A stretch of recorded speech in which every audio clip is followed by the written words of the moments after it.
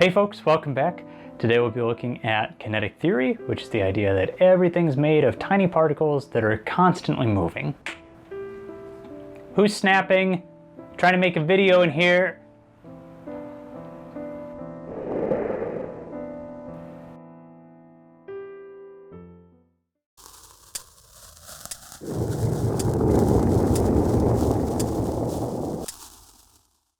This idea of everything being made up of tiny pieces, it's not revolutionary or new. I'm sure you're familiar with atoms and molecules and maybe even smaller pieces like protons and neutrons or quarks or strings. But what is a little more unusual here is the answer to the question about heat. Where is the heat in all of this? Do you remember when you were a kid and you would leave a door open and somebody would yell at you, "Hey, you're letting all the heat out"? It sounds like heat and cold, like they're a liquid or something, and they can ooze out of your house, and like your house could be filled up with heat, like it's a substance. And that's the way that people thought about it for a long time, that heat was a substance. And now we know that that's not the case. If you could see what was going on at a very, very, very small scale, you'd find that you have all these pieces that are tiny, tiny pieces. They're constantly moving, and there's lots of different ways that they can move. If you look at just one piece, it can be vibrating in place. It can be turning in different directions. It can be bouncing from one place to another. And if we have connections, we can have these things stretching those connections or compressing. We can have them changing direction. We can have them rotating or pivoting. Lots and lots of motion going on. And all of that motion here in the big world, the macroscopic world, translates to temperature. What does a hot thing look like at the atomic scale? It looks like lots and lots of motion. And what does a cold thing look like? It looks like just a little motion.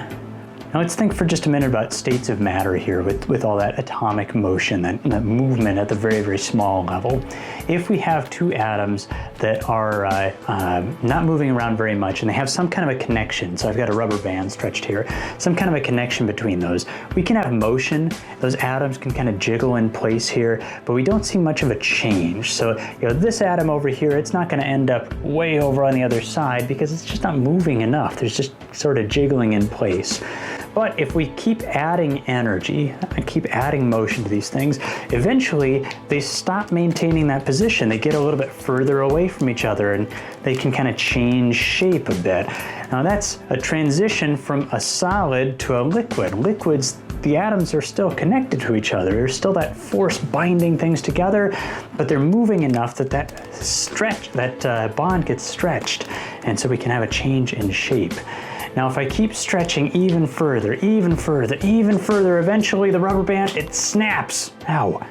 And those atoms, they go flying off away from one another, and they can move around independently, and maybe once in a while they bounce off of each other. But in a gas, the atoms are so spread apart that they very rarely encounter one another. They mostly are traveling through empty space. Gases are mostly made of nothing. And so they bounce off each other. Even if they bounce off, they're moving so fast that they can't connect, and they're bouncing off the walls of their container in these straight line paths with all these collisions with the walls that produce effects like pressure. And if we make them go faster, if we have them have a higher temperature, they hit the wall harder, and we experience more and more pressure, and we start getting into some of the gas laws and relationships between pressure and temperature. But let's take it back down a little simpler here. Let's look at just how do we give these things energy? I mean, if you want to heat something up, what do you have to do? You light a fire under it.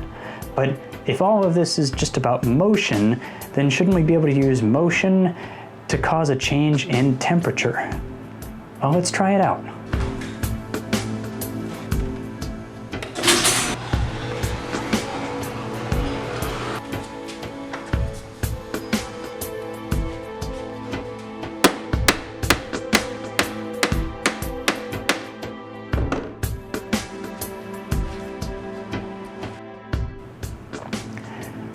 So every time we have a collision, we have these large objects that were moving, and then they stop moving, or their motion changes from that collision. And it's easy to forget about how the motion of the small pieces, those atoms and molecules, changes, but it's important to consider that. We maybe get this idea that conservation of energy doesn't apply in some of these situations. Like, hey, if two things crash into each other then stop, they had kinetic energy, and now they're stopped, so they have no kinetic energy, but they didn't like get up higher or anything, so there's no potential energy. So yeah, maybe conservation of energy just doesn't apply when things crash into each other. We're missing out on the energy of the small pieces, which we call thermal energy.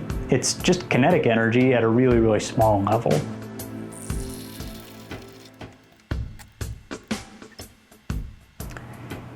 If we have something hot and something cold nearby, there's going to be a net energy flow from the hot thing to the cold thing, and that's called heating.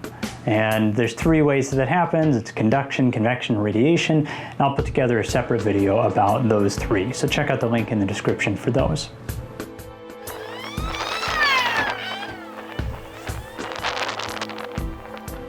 Thanks very much for watching, folks. I sure hope you learned something, and if you did, please hit that like button and maybe share it with somebody else who might benefit from this.